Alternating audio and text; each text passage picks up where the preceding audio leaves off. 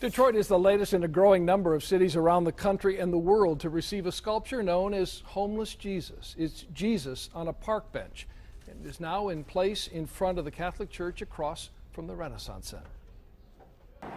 We gather grateful for the men and women in our lives who, like this statue, are images of Christ for us.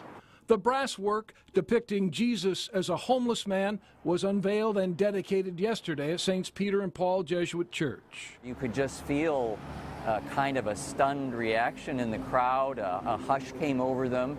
Everyone was silent. Reverend Gary Wright, the church pastor, was one of the dignitaries presiding over the ceremony, and he told me today how this sculpture, designed by Canadian artist Timothy Schmalz, has special significance for this church and its mission of aiding Detroit's homeless population. My hope is that it helps, raise up awareness in the city of the Warming Center and of our work here. I hope it raises up awareness of the needs of our brothers and sisters. And I also hope, I can't speak on behalf of people who are experiencing homelessness, but I hope that it's an encouragement to them, that it says we respect you, we honor you, we want to highlight your needs and your issues.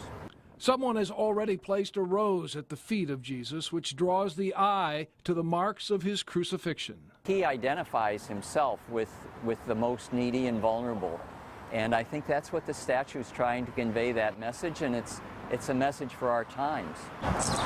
The financial gift of a native Detroiter made it possible for homeless Jesus to have a place here, and as we witness today, it is already becoming a destination for the faithful and curious alike.